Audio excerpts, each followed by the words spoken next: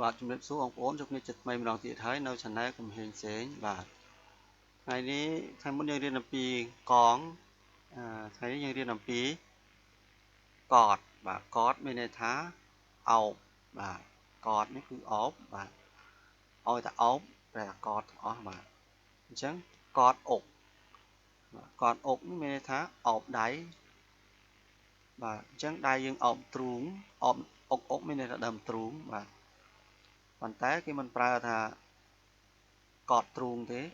អោបទ្រូងទេគេហៅថាអោបដៃបាទកតអុកមានតែអោបដៃខខនេះមានន័យថាសុំប្រែថាសុំខបាទដូចគេនិយាយខไปด้วยសុំទៅផងខเงินครับขอเงินหน่อยសុំเงินបន្តិចសុំលុយបន្តិចសុំលុយបន្តិចก็ขอกินด้วยបាទขอกินด้วยនេះថាសុំហូបផងអានោះគេថាខបាទអានេះមើលទៀតខខបាទសំឡេងរៀងធំជាងនេះបាទនេះខអានេះខមានថាកករបស់យើងកក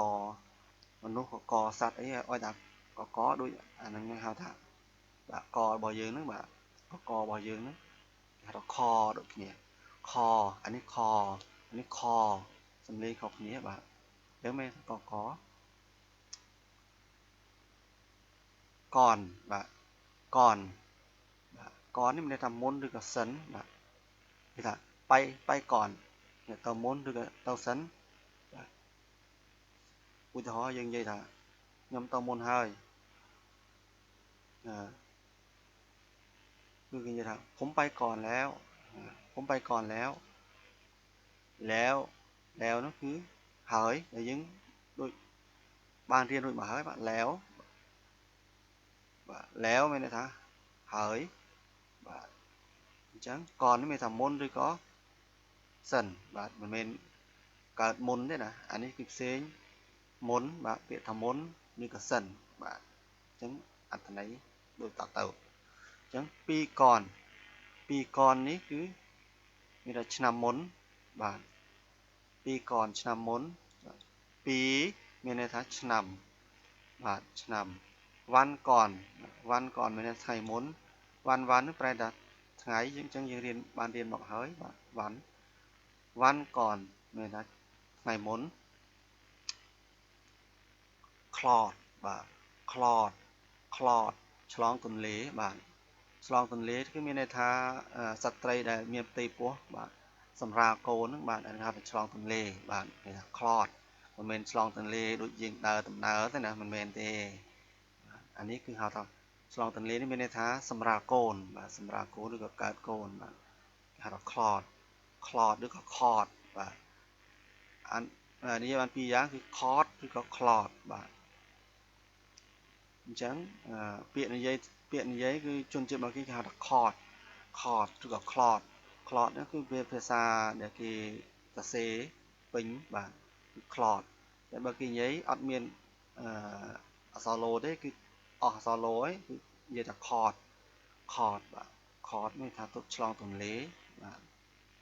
អញ្ចឹងពាក្យក្រោមនេះគឺយើងអាចមើលបានប៉ុន្តែខ្ញុំគ្រាន់តែ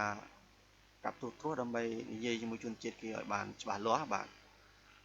អញ្ចឹងតែងងានបាទតែងងានបាទមិនមែនតែងទេណាបាទតែង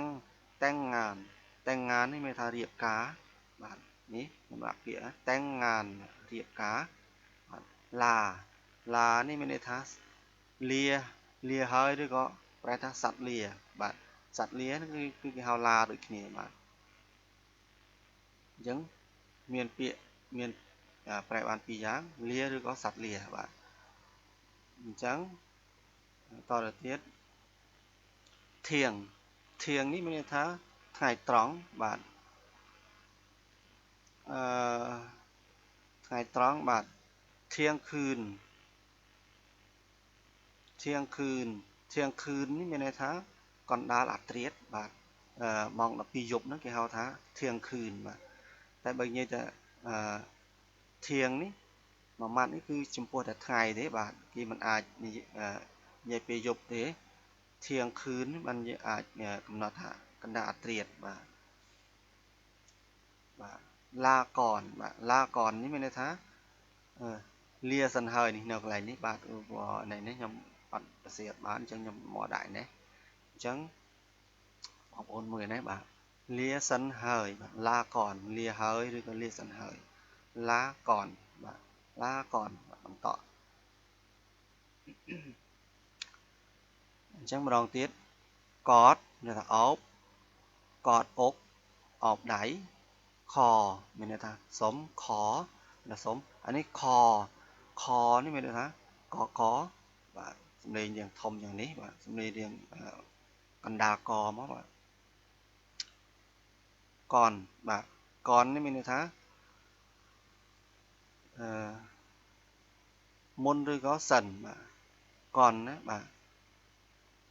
មុនឬក៏សិនពីរកនបាទពីរកនមានន័យថាឆ្នាំមុន2ឆ្នាំវ៉ាន់កនថ្ងៃមុនក្លតឬក៏ខតឆ្លងទន្លេឬក៏សម្រាលកូដបាទឆ្លងទន្លេនេះគឺមានន័យថាសម្រាលកូដបាទកុំយល់ច្រឡំបាទតែងងา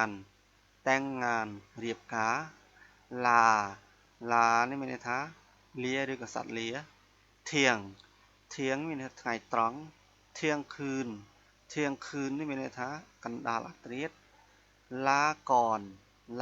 នេះមានន័យថាលាសិនហើយបាទថ្ងៃនេះខ្ញុំបាន